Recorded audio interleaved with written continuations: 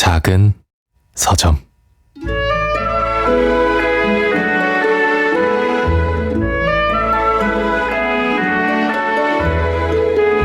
내 나이 15이던 해에 나는 황달에 걸렸다.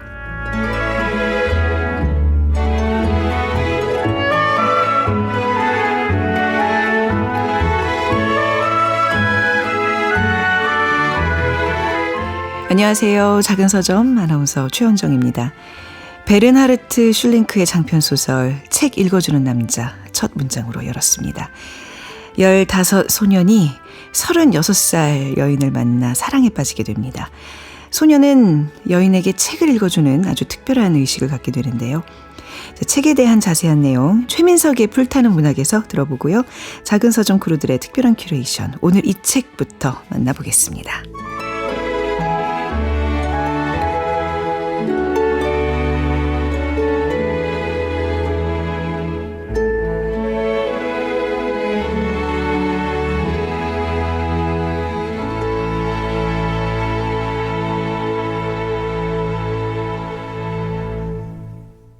네, 작은 서점 아나운서 최현정입니다. 이번 한 주 작은 서점에서 마련한 책 선물입니다. 증언 한마디 작은 증거를 따라 내란 사건 전모의 길에 다가선다. 이호준, 신현욱, 이화진 기자들의 책입니다. 내란 재판 몰아보기 추첨을 통해서 보내드리고 있습니다. 책 받고 싶으신 분들 이번 주까지 작은 서점 인스타그램을 통해서 신청을 해주시면 됩니다. 인스타그램에서 작은 서점 검색하시면 들어오실 수 있습니다. 작은 서점 참여 방법은요. 문자번호 샵9730, 짧은 문자 50원, 긴 문자 100원입니다. 모바일 플레이어 콩은 앱을 다운로드 받으시면 무료로 메시지 보내실 수 있습니다. 자, 그리고 우리 다독이 한 분의 사연 소개해 드릴게요. 작은 서점이 있어서 제 시간을 의미 있게 지혜롭게 사용합니다. 책을 좋아하는 저의 최애 방송 오래오래 영원하길 바랍니다. 책방지기님들 모두 건강하시고 다독이님들도 행복하시길 기원합니다 하시면서 따뜻한 문자 남겨주신 분 뒷번호 3323 쓰시는 분인데요. 복 받으실 거예요. 행복하세요. 감사합니다.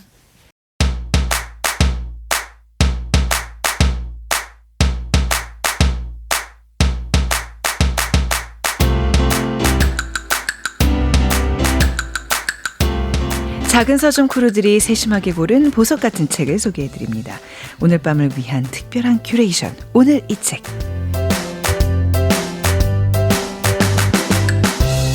네, 알라딘 김경영 MD와 함께하겠습니다. 어서 오세요. 안녕하세요. 저희가 지난번에 소개해 주신 책 최윤선 작가의 내 가게에 부모님을 고용했습니다. 반응이 참 좋았어요. 저희도 이제 그 책 소개하면서 이 가게 한번 우리 가봐요 하고 나를 잡았는데 다녀와서 저희가 후기도 좀 전해드리도록 할게요. 네. 그래서 네.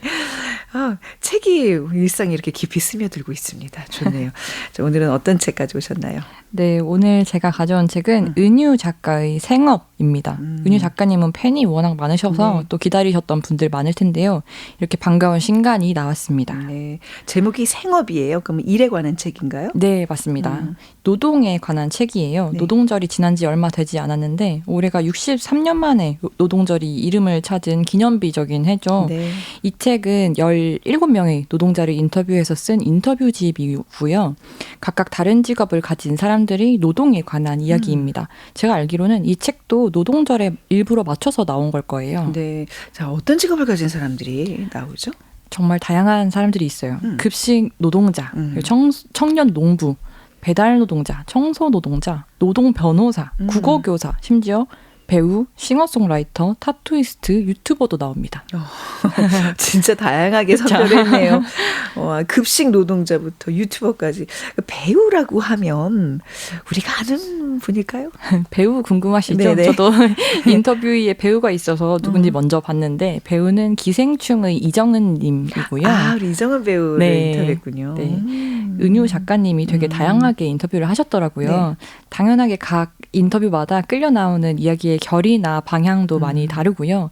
그래서 다양하게 보는 재미가 있는 책이었습니다. 네. 그중에 몇몇 인터뷰의 이야기를 소개해볼까 합니다. 이 중에 이제 몇 분만 좀 추려서 오늘 네. 얘기를 해주신다고요. 자, 가장 먼저 소개해 주실 분은? 네, 이 책이 목차가 좀 재밌는데요. 네. 3개의 챕터로 나뉘어져 있거든요. 네. 1부 먹이는 사람, 2부 짓는 사람, 3부 아우르는 사람. 1부 먹이는 사람은 정말 타인에게 음식을 먹이는 일을 하는 사람들의 이야기예요. 네.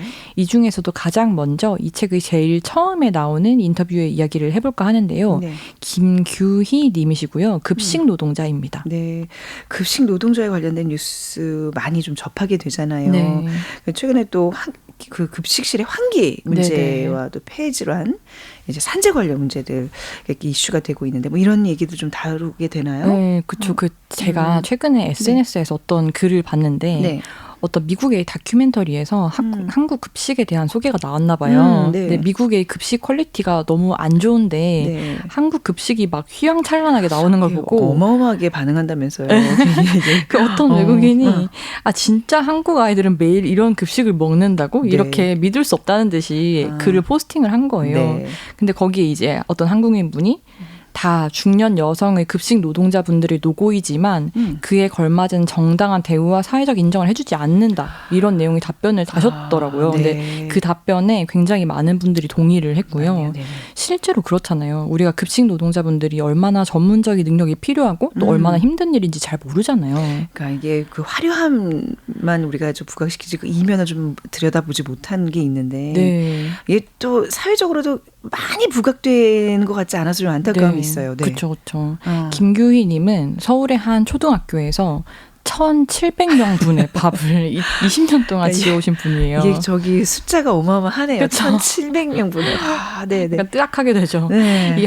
그냥 학교 다닐 때 그 급식 끓차 이렇게 완성된 밥만 따끈하게 오니까 이게 얼만큼의 노동인지 굳이 별로 생각을 안 하게 되잖아요. 밥을 먹고 그냥 끝내게 되잖아요. 근데 그 노동의 과정을 우리가 볼 기회가 별로 없으니까.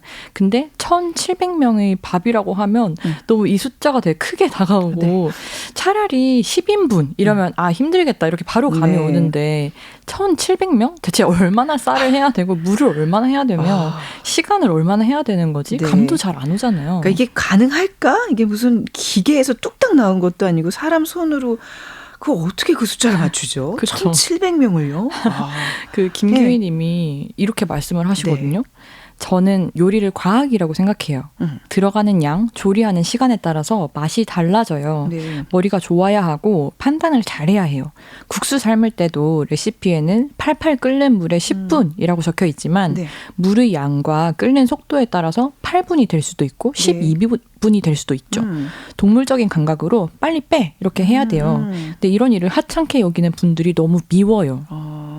사람이 일을 할 때 단지 뭐 보수만으로 이 힘듦이 채워지지가 않잖아요. 그렇죠. 네. 고생과 능력을 서로 이렇게 알아봐줌으로 인해서 마음이 많이 풀리잖아요. 네. 근데 이게 많은 세월이 쌓이고 노하우가 있어야 이런 1,700인분의 밥을 실수 없이 해낼 수 있는 거더라고요. 그러니까 그 노하우를 인정을 해야 되는데. 맞습니다. 예. 네. 근데 책에도 나오지만 네. 예전에 어느 정치인이 급식 노동자를 그냥 동네 아줌마라고 말하고 사과하기도 했잖아요. 네네네. 저 같아도 미울 것 같아요. 이건 너무 큰 실수라고 봐요. 네. 네, 당사자가 아니지만 그때 화가 나신 분들 정말 많았잖아요. 그러니까 이 모든 노동이 다 그 각자 힘들고 어려운 부분이 있는데 정말 그 정말 화려한 그 매끄러운 결과물만 보고 타인의 그 노동을 헤아리지 못한다. 이거는 정말 우리가 반성해야 될 일인 것 같습니다. 네. 그래서 저는 이런 책이 되게 필요하다고 맞아요, 생각을 하는데요. 맞아요. 네. 네, 우리 예전에는 체험 삶의 현장 이런 TV 프로그램이라도 있었는데 저 옛날에 한번 출연해서 떡집에서 일했던 적이 있어요. 네, 힘드셨겠네요. 엄청 힘들더라고요. 네. 근데 요즘은 네. 또 정말 다른 사람들의 노동을 알 수 있는 뭐 이렇게 다 같이 보는 프로그램 같은 것도 없잖아요. 근데 이런 구체적인 경험을 생생하게 얘기하는 콘텐츠들이 없으면 그러게요. 우리가 다 각자의 삶에만 갇혀서 내가 제일 힘들고 불쌍하고 다른 사람들 다 쉽게 사는 것 같고 그런 자기 연민의 지옥에 빠져서 타인에 대한 이해도가 너무 낮아지는 것 같아요. 그 김규희 님이 이렇게 말씀을 하시거든요. 사람들이 다 먹기 위해 산다고 하면서도 밥하는 노동은 존중을 안 하는 게 모순이죠. 네. 먹는 건 좋아하면서 음식하는 노동은 왜 이렇게 천시하는지 항상 불만이에요. 정말 한마디 틀린 말 없잖아요. 그러니까 먹지 않으면 못 살면서 음식 만든 노동을 천대한다. 굉장한 모순입니다. 네. 네. 이 급식 노동자 분들이요. 밥 시간을 맞춰야 하니까 촌각을 다투면서 일을 하신대요. 그래서 화장실 갈 시간이 없어서 물도 안 드신다고 합니다. 아유, 어떡해요. 그래서 다들 방광염을 달고 사시고요. 예. 또 같은 그 행동을 하루 종일 반복하잖아요. 네. 예를 들면 전 나오는 날은 전을 1,700인분치 뒤집고 저는 계속 네네. 네, 또 그 옆에서 다른 분은 과일 1,700인분을 깎고 있고 어떡하죠. 예. 네, 그렇게 하다 보면 손에 네. 감각이 안 돌아와서 손이고 팔이고 안 펴진대요. 그게 뭐 며칠, 몇 주씩도 간다고 하더라고요. 그래서 방학 때마다 병원 순례를 한다고 합니다. 그러니까 이게 더 사실 한 사람한테 주어진 노동량이 너무 많다는 거를 네. 우리는 아는데 가급적인 그 숫자를 줄이는 게 좀 뭐 아무래도 그 추세잖아요. 네, 근데 네. 근데 그 힘든 일을 20년 동안 어떻게 이걸 하실 수 있었을까요? 그쵸. 저는 그게 너무 지금 대단하죠. 새삼 너무 대단하게 그쵸. 느껴지는데요. 이분이 이렇게 말을 하더라고요. 일단 아기들을 잘 먹여야 한다. 그 사명감 하나로 일하시는 네. 거죠 지금. 누가 시킨 건 아니어도 우리는 자부심을 갖고 일해요. 돈 벌려고 오지만 책임감으로 일하죠. 근데 한 번은 불고기 반찬이 나가야 하는데 연육시키려고 이제 파인애플이랑 키위를 좀 넉넉히 넣으셨대요. 네네. 근데 이게 너무 많이 돼서 다 부스러져 버린 거죠. 근데 아이들한테 미안해서 펑펑 우셨대요.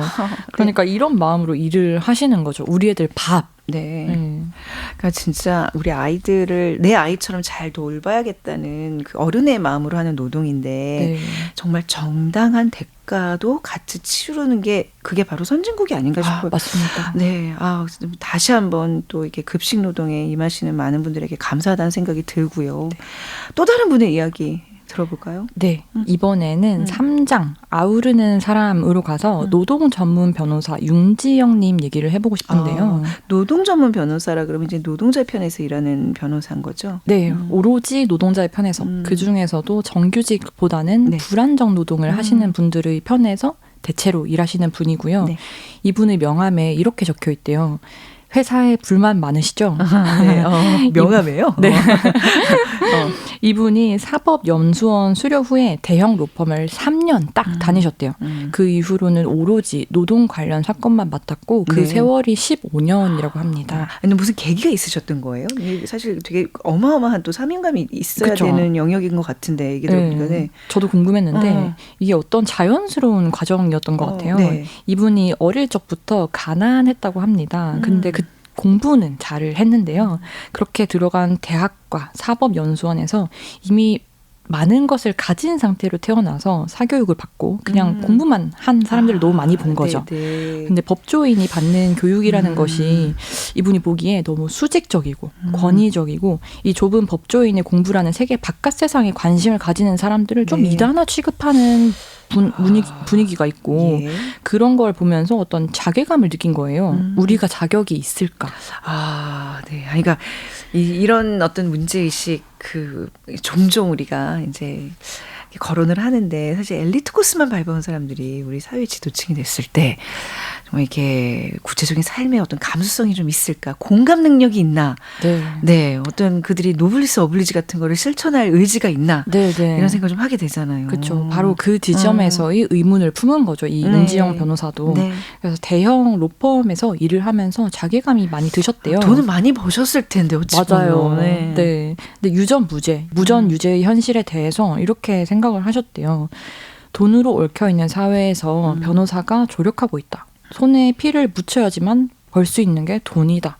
그래서 퇴사를 하고 33부터는 어려운 사람을 위해 살겠다는 꿈을 실현하면서 살기 시작했대요. 이른 나이부터 이렇게 그렇죠. 대단한 결심을 하신 분이군요. 네. 일하다가 죽지 않는 사회, 억울한 노동을 하지 않는 사회를 만들기 위해 싸우는 거죠. 네. 이분이 이렇게 말합니다. 얼토당토 않게 노동 현장에서 부당한 일들이 너무 많이 발생하고 있고 부당한 일을 보는 순간 이건 바꿔야지라는 생각이 들어요. 네. 싸울 수 있겠다. 같이 바꿀 수 있다고 생각이 들면 막 힘이 나요. 참 이 대형 로펌에서 높은 연봉을 받고 사실 얼마나 멋있었겠어요. 그만큼 대우를 네. 받으면서 일을 하던 분이 모든 걸 내려놓고 오로지 이제 힘든 사람을 위해서 산다. 근데 정말 대단한 결심인데 저는 그 어떤 대형 로펌에서 일하는 분들보다 멋있는 것 같아요. 그쵸. 예. 그래서 저도 대학생 때는 이런 멋진 분들의 이야기를 보면 사실 그냥 멋있다, 대단하다, 나도 언젠가 그러고 싶다 이런 생각을 했는데 직장인으로 살다 보니까 이게 생각보다 더 크게 대단한 일인 것 같아요. 실천하는 건 어려운 네. 거예요. 맞아요. 네. 근데 이 책에 이런 이야기를 가지신 분들이 여럿 나오거든요. 네. 노동에서 돈보다 우위에 있는 가치를 찾는 분들이에요. 그래서 저는 이런 책이 더 널리 읽혀야 된다고 생각을 한 게 우리 사회가 점점 더 노동은 곧 돈 이렇게 되잖아요. 네. 노동 이꼴 돈 이렇게 되는데 심지어 이제 그냥 직장을 다니는 것 하나의 노동만으로는 벼락거지가 된다. 우리가 부업을 해야 하고 투잡, 쓰리잡을 하면서 부수익을 벌어야 한다. 이런 주문이 굉장히 세지잖아요. 네. 근데 그런 이야기가 주류적으로 들리다 보니 애초에 가치관이 그렇지 않던 사람들도 약간 하면서 쓸려가기 쉬운 상황이라는 말이죠. 네. 근데 이 책에는 자신만의 신념으로 멋지게 살아가고 있는 사람들의 네. 이야기가 많이 나와요. 근데 인생에서 정말 중요한 게 무엇인지, 나에게 노동의 의미란 무엇인지에 대해서 확고한 자신만의 대답을 가지고 있는 사람들이 나오니까 이제 이런 이야기를 읽으면 다시 어떤 거대한 흐름에 쓸려가던 내 가치관과 정신도 다시 제자리를 찾을 힘을 찾을 수 있게 하는 것 같아요. 근데 어떤 면에서는 또 스스로를 부끄럽게 하기도 하고요. 네. 또 그러면서 많은 것을 배우게 하는 책이라는 생각이 들었습니다. 그러니까 근로자의 날 대신 노동절로 바꾼 거는 근로라는 말은 부지런히 일을 한다는 거에 네. 그냥 방점을 좀 두는 단어라면 네. 노동이라는 거는 그 일의 가치까지도 네. 포함하고 있는 단어잖아요. 그분들이 정말 주변에 그 많은 노동자들이 과연 알맞은 대우들을 받고 있는가라는 생각을 좀 하면서 이런 분들도 있구나. 정말 우리 사회에 정말 존경할 분들이 이렇게 많구나. 굉장히 많은 생각을 하게 하는 책일 것 같습니다. 맞습니다. 그래요. 우리가 뭐 꼭 노동절에만 노동에 대해서 생각하는 거 아니잖아요. 항상 네. 그 노동의 의미, 삶의 의미에 대해서 생각해 볼 수 있는 그런 책 소개였습니다. 우리 다독이 분들 많이 읽어보시길 바라겠습니다. 자, 은유 작가의 생업, 김경영 MD의 소개로 들어봤습니다. 감사합니다. 감사합니다. 작은 서점.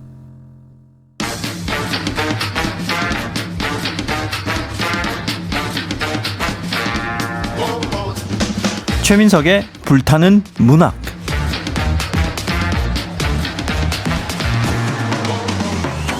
우리의 마음을 저미는 명작. 오랜 시간 살아 숨쉬며 여전히 불타오르는 명작. 앞으로 그런 명작이 될 거라 여겨지는 작품까지. 최민석 작가가 아끼는 명작 이야기 작은 서점에서 풀어봅니다. 소설가 최민석의 불타는 문학.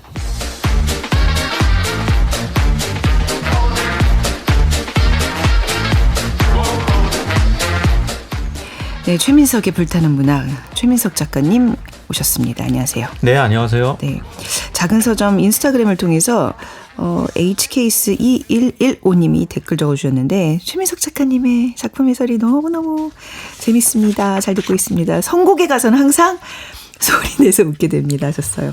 그쵸. 저만 이렇게 웃긴 거 아니죠. 야, 이 밤중에 너무 크게 웃으시면 또 가족분들 제가 깨시겠다. 네. 항상 심야를 기울여서 네. 선곡을 하고 있는데 네. 좀 이렇게 나중에 들어오셔서 최근에 접하신 분이라면 이 선곡이 뭐야 이러실 수 있는데 이 논리적 비약 이게 핵심이거든요. 뜬금없는 거. 곡화가 안 되죠. 네, 그거 좀 감안해서 재밌게 받아주셨으면 감사하겠습니다. 논리의 악용. 네. 최민석이 불타는 문학 오늘 어떤 책인가요? 오늘은 베른하르트 슐링크의 독일 소설입니다. 네. 책 읽어주는 남자라는 작품입니다. 이게 또 영화도 있잖아요. 아시는 분들은 아마 영화로 기억하실 수도 있을 텐데 네. 우선 우리는 책 얘기를 하겠습니다. 저자 베른하르트 슐링크 어떤 작가인가요? 1944년생으로 저희 아버지보다 3살 많고요. 네. TMI였고 네. 원래는 베를린에 있는 그 훔볼트 대학교에서 법대 교수로 근무를 했어요. 네. 그러면서 또 헌법재판소 판사도 겸임을 했고요. 이렇게 이제 법학 교수로 재직을 하던 중에 그 1987년이었어요. 친구와 같이 쓴 추리소설 젤프의 정의를 발표하면서 소설가로 데뷔를 했습니다. 네. 이후에 젤프의 기만, 젤프의 살인 이 다 젤프가 들어가죠. 네. 이렇게 이제 네. 탐정입니다. 젤프가. 탐정 젤프 3부작을 완성했습니다. 네. 이렇듯이 원래는 추리소설가로 활동을 했었죠.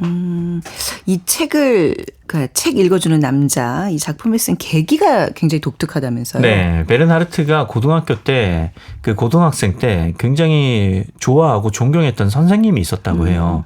근데 나중에 알고 보니까 네. 그 선생님이 나치였던 거예요. 나치 이제 복역했던 예. 분인 거죠.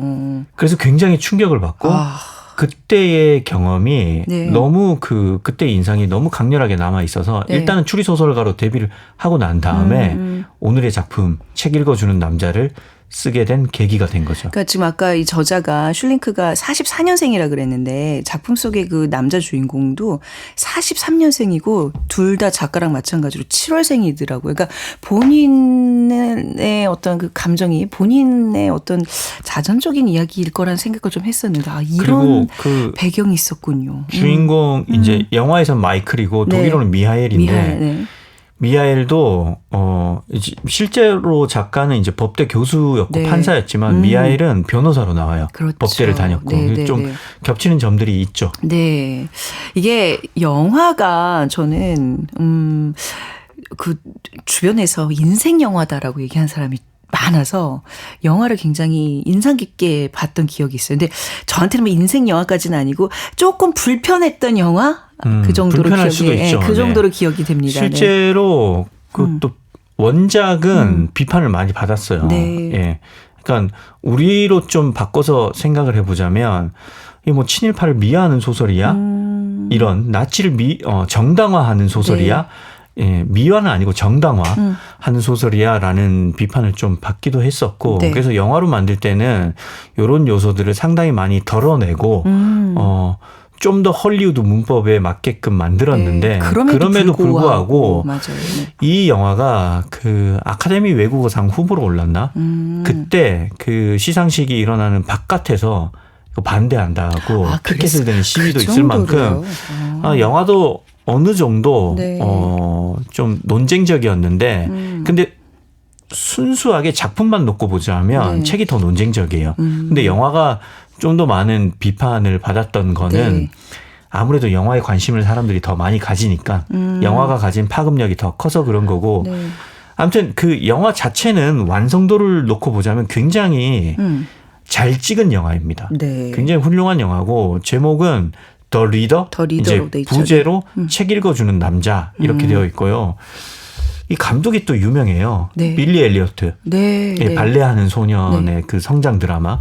그리고 디 아워스, 메릴 스트립이랑 니콜 키드만이 나왔던 그 영화 디 아워스를 연출한 스티븐 돌드리 감독이 네. 연출을 했어요. 제가 영화를 많이 보는 스타일은 아닌데 이 세 편은 다 봤네요. 네네. 연출력이 굉장히 뛰어난 네, 네. 감독이고 그래서 이 작품도 이제 훌륭한 영화고 네. 그래서 일단 우리에게는 줄거리를 좀 살펴보잖아요. 예. 그 후에 제가 영화 이야기도 좀 해보겠습니다. 네, 알겠습니다. 이게 굉장히 철학적으로 들어가기 시작하면 그쵸 인문학적으로 들어갈 수도 있는 그런 작품으로 알고 있어요. 그러니까 막 뭐 우리가 나치 얘기 나오면 흔히 하는 이제 악의 평범성 얘기도 굉장히 대중적으로 다루고 있고. 네, 한나 에렌트가 그렇죠. 쓴, 이 주인공이 한나잖아요. 뭐 그것도 약간 복선처럼 그렇게 쓴 거죠. 네. 아무튼 이 소설은 성공한 작품이다. 아무튼 논쟁적이지만 이렇게 평가할 굉장히 수 성공한 있죠. 작품입니다. 독일에서 1995년 참고로 이제 제가 9학번인데 네. 제가 대학원에 나왔는데 오늘 TMI 2개 얘기했네요. 언제 읽으셨어요, 근데? 요번에 읽었죠. 아, 그래요? 영화를 보고 재밌어서 읽었고요. 예. 아무튼 독일에서 95년에 나왔는데 독일 문학 작품으로는 처음으로 뉴욕타임스 베스트셀러 1위를 기록했고요. 독일의 한스 팔라다상, 디벨트 문학상, 그리고 이탈리아의 그린찬의 카브르상, 프랑스의 로르 바타이용상, 네. 일본의 마이니치 신문 특별문화상, 남아프리카 공화국의 부케상 등 각국의 문학상을 뭐 거의 석권을 한 네. 사실상 세계적인 작품입니다. 그렇네요. 그리고 그 프랑스 예술가들이 받는 굉장히 영예로운 훈장이죠. 네. 레지옹 도네르. 이 훈장을 독일 사람이 2001년에 받았어요. 이 정도면 우리나라에서도 상 하나 줘야 되는 거 아니에요? 그렇죠. 네. 그래서 한국에서도 2014년에 우리나라가 주는 유일한 국제문학상이 박경리 문학상이거든요. 참고로 또 TMI로 제가 그 박경리 문학상 받은 아니요, 작가인가요? 여기서 운행 이 재단에서 토지문화관에서 연수 같은 거 뭐 시행하는 네네. 그 프로그램이 있어요. 마드리드에 보내준 프로그램. 말을 더듬 네. 그 마드리드 간 게 갑자기 확 떨어져서 급이 확 떨어져서 제가 거기서 더듬게 되는데 재단에서 가신 거구나. 네. 네, 여기서 보내줘서 이제 마드리드에서 그렇군요. 머물다 왔는데 네. 아무튼 돌아와서 네. 이 박경리 문학상이 우리나라가 주는 사실상 유일한 국제 문학상인데 그렇군요. 이 박경리 문학상을 2014년에 받았죠. 이 정도면 한 번쯤은 다 한번 접해야 되는 그렇습니다. 예, 작품이 네. 아닐까 싶습니다. 자, 작품 속으로 들어가 보죠. 네, 주인공은 미하엘 베어크. 베어크 맞죠? 보통 우리는 네. 베르크라고 쓰는데, 네. 예, 베르크. 미하엘 베크입니다. 네. 나는 만 15세 남학생입니다. 네. 아마 한 고1쯤 될 거예요. 비가 쏟아지던 어느 날에 갑자기 고열에 시달렸고, 그래서 길을 걷다가 한 건물 안에 들어가서 구토를 했습니다. 아파요, 지금. 네. 이 학생이. 근데 이제 알고 보니까 이때 성홍열이라는 병에 걸렸던 거예요. 소설에서는 이게 황달로 번역이 돼 있는데 네. 영화에는 성홍열로 나오거든요. 그래서 제가 그 독일어를 좀 찾아서 또 찾아봤어요. 보니까 뭐 어떤 병이에요? 성홍열이 맞더라고요. 네. 좀 낯선 병이긴 예. 해요. 근데 이게 좀 애들이 겨울에 잘 걸리는 병이라고 해요. 네네. 일종의 성장통의 메타포로 쓰인 거죠. 그러니까 이제 아이라는 정말 네. 성장기 아이라는 걸 네. 강조하기 위해서 이 그렇습니다. 병을 끌어들였군요. 네. 아무튼 이렇게 이제 내가 구토를 할 때 한 건물 그 입구에서 구토를 했거든요. 이때 이 건물에 사는 한 여인이 다가와서 나를 네. 도와줍니다. 한 아줌마죠. 아줌마가 와서 예, 어떻게 부인. 도와주나요? 예. 네, 네. 토사물로 더럽혀진 바닥을 청소해주고 나를 일으켜 세워서 내가 집에 갈 수 있도록 바래다 줍니다. 네. 그래서 그녀 덕분에 나는 무사히 집에 돌아와서 치료를 받고 몇 달을 꼼짝없이 방에 누워서 지내죠. 이제 다 낫나요? 네. 이제 몸이 괜찮아지자 네. 나는 이 여인에게 감사를 표하기 위해서 찾아갑니다. 네. 아픈 날에도 이 여성이 매력적이라고 느꼈지만 건강해지고 정신을 차려서 가보니까 역시나 이 여인은 매력적입니다. 다부진 인상의 그녀는 어딘가 뭔가 그 몸과 행동에서 규율이 잡힌 듯하고 동시에 또 관능적인 분위기도 풍깁니다. 그 이제 남학생이 이 여인한테 끌리는 네. 이게 그 시작점입니다. 네. 그런데 이 여인은 이 소년한테 전혀 관심을 주지 않습니다. 네. 그러다가 소년이 아팠던 내내 책만 읽느라 뭐 책이라면 이제 신물이 난다. 이렇게 말하자 여인이 갑자기 소년한테 관심을 보이면서 소년을 딱 바라봐요. 네. 그러고서는 그전에 쳐다보지도 않다가 나 좀 이따 외출할 테니 조금만 기다려라. 이렇게 얘기하죠. 같이 나가자는 말이죠. 이 여인도 이제 소년에게 관심을 보이는 거죠. 그렇죠. 그런 거예요. 근데 네네. 왜 그런지는 이제 좀 기다려 주십시오. 네. 아무튼 둘이 나이 차이가 꽤 나요. 여인은 30대입니다. 네. 아무튼 이 여인은 이제 그 외출 준비를 하기 위해서 스타킹을 갈아 신는데 뭔가 낌새가 이상해서 이 스타킹을 갈아 신다가 고개를 돌려보니까 그 소년이 네. 멀리서 떨면서 자기를 보고 있는 거예요. 훔쳐보고 있는 거예요. 네네네. 그래서 이 여인과 눈이 마주치자마자 소년은 주랭랑을 치죠. 그러니까 죄책감에 그렇죠. 이제 도망간 거예요. 들키니까 네네네. 무서운 거죠. 네. 네, 혼낼까봐. 그런데 이 소년은 원래 감사를 표시하러 갔잖아요. 네. 그래서 이제 이대로 도망친 게 뭐 찝찝하고 마음에 너무 걸리잖아요. 그래서 일주일 뒤에 다시 이제 부인한테 정식으로 좀 다시 뭐 감사도 표하고 그러려고 다시 가요. 다시 찾아갑니다. 네. 가보니까 이 집문이 열려 있어요. 그리고 부인은 그 막 일을 하고 있는데 무슨 일을 하고 있냐면 겨울이라서 난로에 넣을 그 석탄을 양동이에 담아서 막 나르고 있어요. 그러면서 부인이 딱 소년을 보니까 인사도 안 하고 야 꼬마야 네. 너도 저 양동이 2개에 석탄 담아 이렇게 막 바로 일을 시킵니다. 그냥 뭐 거두절미하고 일부터 시키는 거예요. 그렇죠. 냅다 네. 일부터 시키는 네네. 거죠. 아무튼 이때 이제 부인이 그 소년을 이 남자를 꼬마라고 부르잖아요. 네. 킷 영어로는 이제 예. 영화에서는 킷 그러더라고요. 계속 네. 꼬마라고 네. 불러요. 심지어 나중에 40대가 돼서 제후를 하는데 그때에도 맞아요. 꼬마야 많이 네. 컸구나 이렇게 네. 얘기를 해요. 아무튼 이걸 좀 기억해 두시고요. 둘의 관계가 이렇게 좀 위계적이다. 그런 걸 상징하는 거죠. 그래서 이제 이제 졸지에 꼬마가 된 영화 보면 다 컸어요. 네. 몸은 성인이에요. 아, 네네. 예. 서양 애들 일찍 크잖아요. 아, 네. 그래서 그런가요? 뭐 아 근데 여기 얼굴은- 지금 만 15살이잖아요. 만 네. 15세. 근데 애죠. 중3 정도 되는 고1 이것밖에 안 고1인데 했는데. 근데 보면 몸은 다 커 그래, 있습니다. 아무튼, 네. 아무튼 그래서 이 남자가 지하실에 내려가서 석탄을 양동이에 담는데 이 삽질을 잘 못해요. 네. 곱게 컸나 봐요. 보면 아버지가 그 뭐 철학과 교수 이렇거든요. 아, 네. 그렇죠. 곱게 컸어요. 네. 이게 삽질을 잘 못해서 이 석탄이 온몸에 묻습니다. 네. 그래서 그 존재 자체가 그을림 덩어리가 되죠. 예. 그러니까 지금 막 약간 코미디 같은 장면이 지금 연출된 거예요. 그렇죠. 막 예. 시커매져가지고 네, 나타나고. 막. 얼굴과 뭐 옷이 그 숯검댕이가 네. 돼서 이렇게 이제 그 집으로 올라온 소년을 보고서 부인이 이제 깨르르 웃는 거죠. 네. 그러고 이제 이대로는 집에 못 가니까 좀 씻어라. 네. 그러면서 목욕물을 받아주고 소년의 옷을 받아서 이제 발코니에 가서 탁탁 소리가 나게끔 아주 세게 텁니다. 예. 그리고 이제 소년이 목욕을 마쳤는데 네. 아 불사. 아, 점점점. 점점점. 예, 아니, 무슨 일이 이제 생깁니다. 그렇습니다. 그런 거죠. 방송상 네. 이제 자세한 걸 예. 생략하고 네. 아무튼 이때 미하일은 첫 경험을 하게 되는 거죠. 약간 그 나이 많은 네. 거의 20몇 살 차이잖아요. 한 20살 네. 아니요.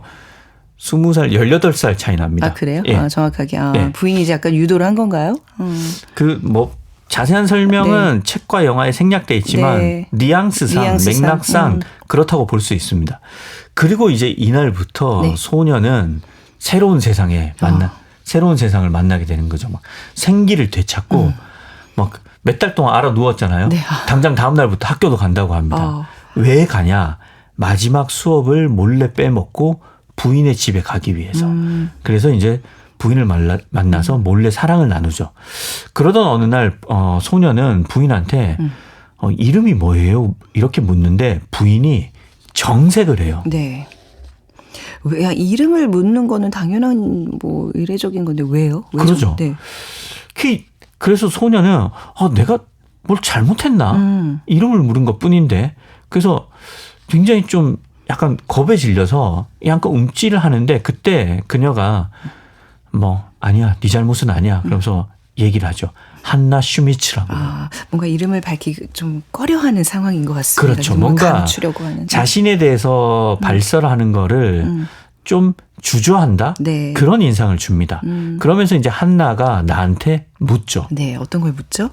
너 학교에서 언어도 배우니? 예. 그래서 나는 라틴어와 그리스어를 배운다고 대답을 하죠. 그러자 그녀가 그럼 독일어도 배우니? 이렇게 물어요. 그래서 여기 지금 이게 독일이 배경 아닌가요? 그렇죠. 그래서 난 그게 무슨 말씀이죠? 그러다가 국어 시간을 말하는 것 같아서 네 배워요 그러면서 대답을 하니까 그녀가 독일어 시간에 책도 읽어? 이렇게 물어요. 그래서 나는 네 오디세이를 읽죠. 이렇게 대답을 하자 그걸 좀 읽어달라고 합니다. 네. 이렇게 해서 나는 한나에게 책을 읽어주기 시작합니다. 네. 이제 우리 둘은 만나서 책을 읽고 샤워를 하고 네. 사랑을 나누는 날들을 보냅니다. 이러다가 뭔가 이제 변화가 생기는 거죠. 네. 네, 그래야 이 얘기가 되죠. 어느 날 한나와 사소한 일로 다퉜는데 느낌이 이상해서 네. 한나의 집에 가보니까 한나가 짐을 모두 싸버리고 떠나버린 겁니다. 빈집이에요. 그래서 집주인한테 물어보니까 집주인이 한나는 아예 이사를 가버렸다고 합니다.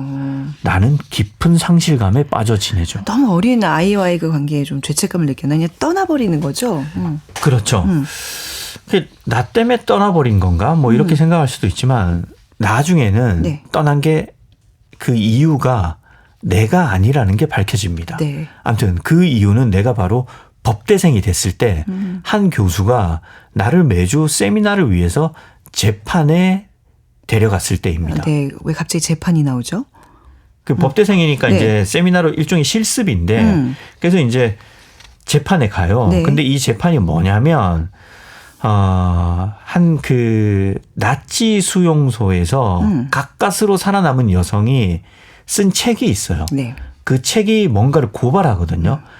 그것 때문에 그 고발 때문에 벌어진 재판이었어요. 내용이 뭐냐면 네.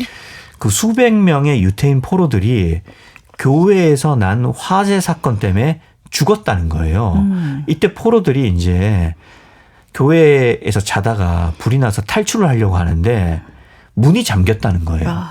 네. 그 나치 친위대 그 감시자들이 교회 문을 밖에서 잠근 채 열어주지 않아서 다들 죽었고 아이고. 이 책을 쓴 어린 딸과 엄마만 살아남았다는 거예요. 네. 그래서 이 딸이 이제 나중에 커서 이 책을 써서 미국에 이민 갔다가 책을 써서 이 사건이 세간에 알려지면서 재판이 시작된 겁니다.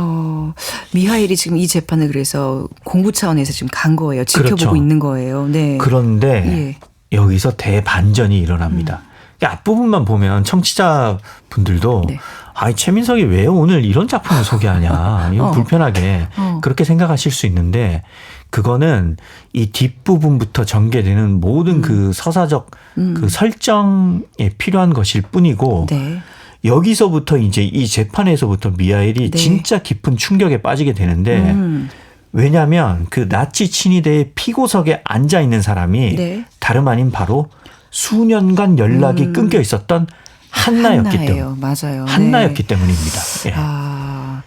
아니, 그래서 이후부터 또 복잡한 사건들이 벌어지게 네, 되는 거죠. 네. 나머지는 직접 읽으시면서 확인하시기 바랍니다. 벌써 지금 어떻게 이게 해결이 될지 궁금하잖아요. 근데 저는 영화에서 좀 느꼈던 게 그 법대 교수가 나와가지고 법이란 말이지 무슨 이렇게 뭐 굉장히 그 법 철학적인 얘기를 많이 해서 이걸 조금 내가 책과 같이 읽으면 좀 더 이해가 될까 했는데 어때요? 그러니까 제가 지금 전 영화만 사실 보고 왔거든요.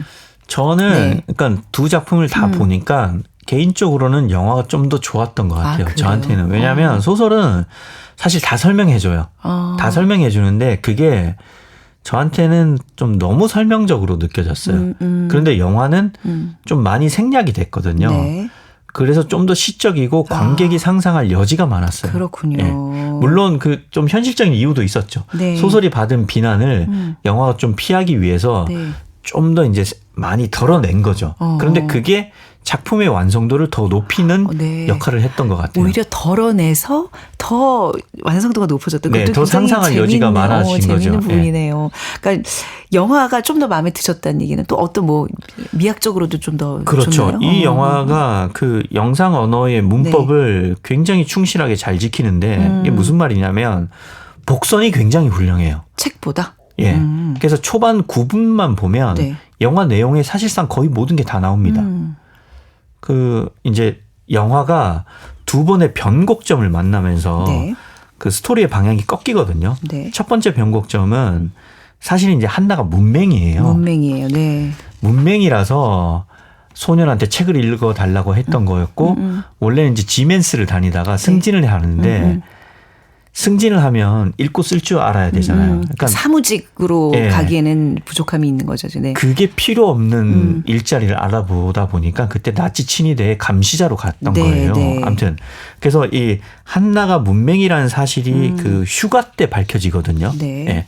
요게 이제 첫 번째 변곡점이고 휴가 때 이제 마이클이랑 미하엘이랑 식당 가서 메뉴판을 서로 이제 딱 보는데 그 영화에도 그 장면이 있었어요. 맞아요. 메뉴판을 보는데 한나가 당황을 해요. 메뉴판 읽을 줄 모르니까. 그 장면이 굉장히 큰 그 변곡점이고 두 번째 변곡점은 재판에서 한나가 나치 친위대로 밝혀지는 장면인 거죠. 그래서 이렇게 이제 스토리 전환이 팍팍 급전하는 걸 보고 제가 이제 당황을 했었죠. 그래서 이제 영화를 좀 더 세밀하게 봐야겠다 싶어서 두 번째로 보니까 영화를 두 번이나 봤어요? 영화는 두 번, 세 번 보죠. 네. 많이 즐겨본 영화는 뭐 몇십 네. 번 보기도 하죠. 아무튼 네. 다시 보니까 그 굉장히 촘촘한 복선들이 네. 첫 그 세 시퀀스 안에 다 나와 있더라고요. 어떻게 나와 있어요? 첫 번째 시퀀스에서는 영화에서 마이클입니다. 헐리우드 영화니까 미하일이 마이클로 바뀌었어요. 마이클이 굉장히 잘 다려진 흰 셔츠, 그다음 흰 계란, 삶은 계란, 그다음 흰 노트북, 그 사과 노트북, 그다음 깨끗한 흰 벽. 그러니까 막 색채 통제주의자처럼 온통 하얗고 정돈된 이미지와 함께 등장을 해요. 네. 이런 마이클 앞에 이제 하룻밤 사랑을 나눈 여인이 나타나서 얘기를 합니다. 굉장히 의미심장한 얘기를 해요. 당신 머릿속에 뭐가 들었는지 알 만큼 오래 버틴 여자가 있어? 네. 이렇게 물어요. 굉장히 좀 시니컬하게. 예. 그러면 이제 관객들은 생각을 하죠. 아, 마이클은 깊은 관계를 가진 여자가 없구나. 뭔가 계속 이 단발적인 관계만 가지는구나. 이러고 이제 이 여성이 떠나면 마이클이 그 여성이 떠나간 침대를 바라보는데 이부자리가 정리가 안 돼 있어요. 네. 이 사람은 이제 아침부터 칼같이 다린 옷 입고 막 완전히 엄격하게 정리를 해놓는 사람이니까 그게 눈에 딱 띄는 거예요. 네. 일단 그거 하나 생각하시고요. 그게 마치 이제 이 어지럽혀진 친구가 자신의 그 혼란한 머릿속을 상징한다는 듯이 메타포로 작용하는 거죠. 네. 그러면서 이 남자가 이제 창밖을 딱 바라보면 이때까지 온 이미지가 흰색이었잖아요. 네. 노란 트램이 하나 지나가요. 노란 전차. 네. 이 노란 전차가 1995년에 나타나는데 이게 네. 1958년에 노란 전차로 그 매치컷이 되면서 연결이 됩니다. 아, 네네. 그러니까 이 노란색이 갑자기 나오니까 이 전차가 마이클의 머릿속에 계속 살아남아 있는 한 여인과 맞아요. 연관이 있다는 거죠. 그러니까 특히 이제 이 전차와 관련해서는 그 아까 한나의 직업과도 연관이 있는 그렇죠. 거잖아요. 한나가 결국은 그 전차의 검표원이자 검표원이었죠. 네. 차장이었던 거죠. 네. 그리고 이제 마이클이 그 성장통을 상징하는 성홍열을 겪는데 네. 이때 의사가 이제 이 병이 전염되니까 몇 달 동안 꼼짝없이 방에 누워 있어야 된다. 이렇게 말하거든요. 네. 이 말을 하자마자 엄마가 여동생도 너 감염되니까 나가. 그 얘만 두고 얘만 방에 혼자 두고 나가버려요. 근데 이때 카메라가 방을 네. 비추는데 그때 여러 그 미장센 중에 하나로 방 벽에 걸려있는 한 여인의 스케치가 있어요. 근데 그 스케치가 정말 단순해요. 네. 거의 선밖에 없어요. 네. 사실상 그 여인에 대한 아무런 정보가 없어요. 그러면서 마이클은 몇 달 동안 방에 누워서 저 아무런 정보가 없는 수수께끼 같은 여인을 계속 마주할 거라는 걸 관객한테 암시하는 거죠. 네. 그러면서 이제 마이클이 병석에서 외로움을 달래던 그 수단으로 우표 수집을 취미로 삼는데 네. 이 수집한 우표 앨범을 이렇게 네. 넘겨요. 앨범의 첫 장을 넘기면 그 두 번째 장에 그 화면 가운데에 나치를 상징하는 하켄크로이츠 우표 4장이 딱 보입니다. 예, 예. 그러니까 정리를 하자면 네. 향후 만날 여인이 뭔가 전차와 관련돼 있다. 그리고 그다음 나치와 관련된 인물이다. 이러고 이제 부인을 만나러 가는데 네. 그 부인 집에 그 입구에 유리창이 있거든요. 근데 거기 별 모양이 촘촘하게 새겨져 있어요. 그 별 모양이 뭐냐? 다윗의 별. 그러니까 이스라엘인들 그 민족을 상징하는 맞아요. 거죠. 그렇죠. 네. 예. 그러니까 이스라엘인들이 그 한나의 집 안으로 들어갈 수 없는 벽 밖의 사람들이다. 이런 걸 이제 상징하는 거죠. 그리고 이제 한나가 입는 그 차장 복장도 맞아요. 색깔이나 그 디자인이 네. 군복이랑 비슷한 거죠. 맞아요. 굉장히 그 독일병정 같은 옷을 입고 나타나잖아요. 이게 이 영화가 그리고 왜 둘이 이제 처음에는 멋모르고 막 데이트하고 막 까르르 웃고 막 자전거 타고 다니다가 갑자기 어느 성당인가 들어가서 이 여자 주인공이 막 울잖아요. 네. 노래를 듣고 그 노래 제목에 또 복선이 있더라고요. 그러니까 뭔가 이렇게 뭐 변화라는 뜻의 어떤 뭐 그런 제목의 노래래요. 그러니까 이제 이 관계에 큰 변화가 오겠구나라는 그 복선을 그렇죠. 노래를 통해서 그것도 알려주고. 후반부에 이제 네. 한나가 복역하면서 네. 회개할 것이라는 네. 복선으로도 그쵸. 쓰이는 거죠. 아무튼 그래서 마이클이 이 부인이 사는 건물에 도착을 해요. 그러면 거기에 화면이 이제 카메라가 건물의 1층에 있는 그 간판을 크게 잡아주는데 그게 뭐냐면 베르거 목공소라고 쓰여 있어요. 네. 그 번역은 안 되는데 제가 일부러 찾았거든요. 베르거 목공소인데 미하엘의 성이 베르크예요. 그러니까 베르크는 산이고 네. 베르커는 베르거, 네. 베르거는 산에 사는 사람이거든요. 네. 그러니까 결국은 비슷하잖아요. 그래서 이 공간이 이 건물이 이 베르크라는 하나의 그 원목과 같은 인간을 다듬어주는 공간이다. 여기서 이제 어른이 된다. 그렇네요. 이런 인상을 주고 네. 그리고 이제 베르크가 이 건물로 들어갈 때 그 뒷배경에 이제 막 뼈대를 갖추고 세워지는 공사 현장이 나와요. 네. 그러니까 이건 역시 이 안에 들어가면 뭔가 이제 세워지고 뭔가 이제 다듬어질 것이다.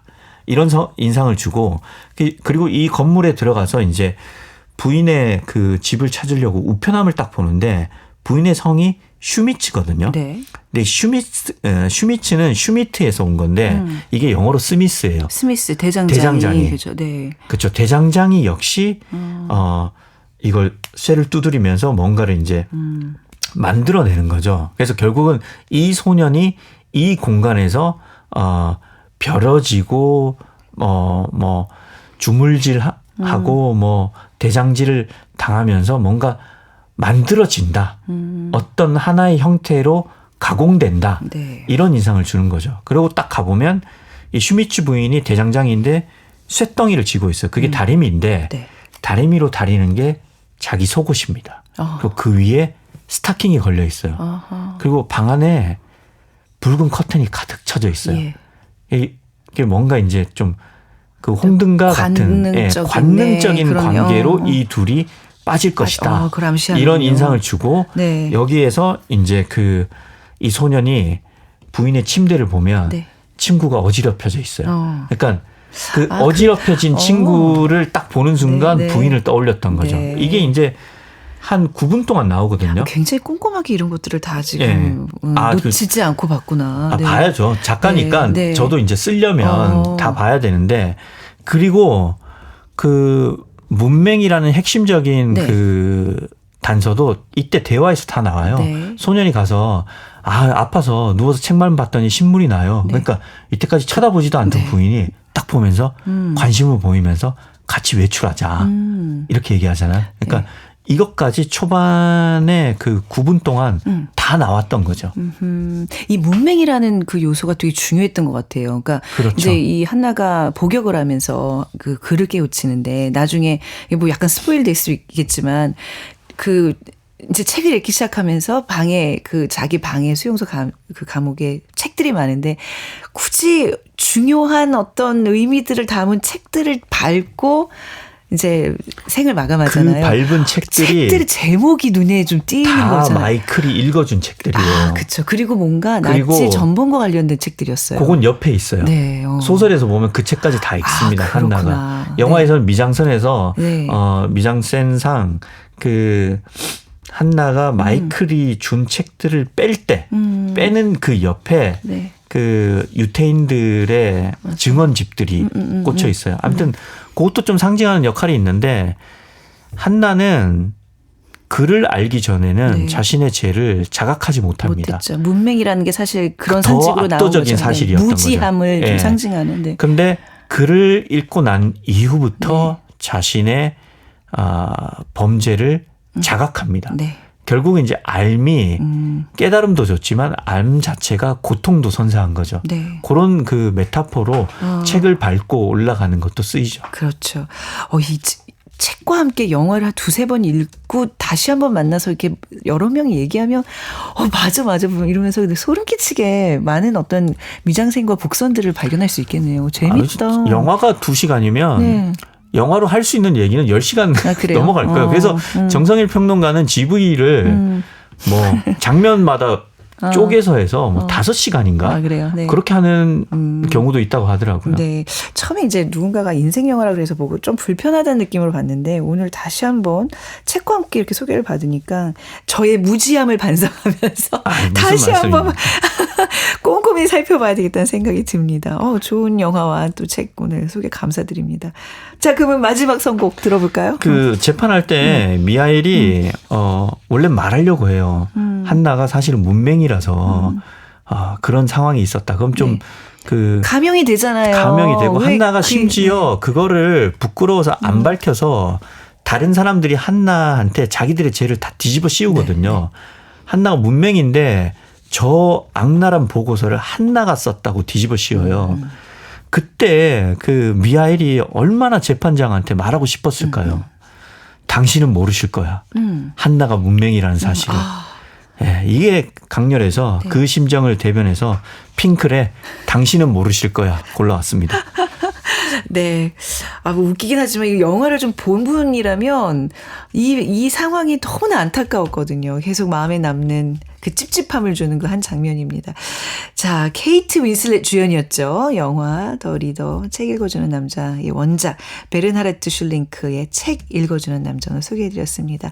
오늘 최민석 작가와는 여기서 인사 나누도록 하겠습니다. 감사합니다. 고맙습니다. 네, 핑클의 당신은 모르실 거에 띄워드리면서 오늘 작은 서점도 문 닫겠습니다.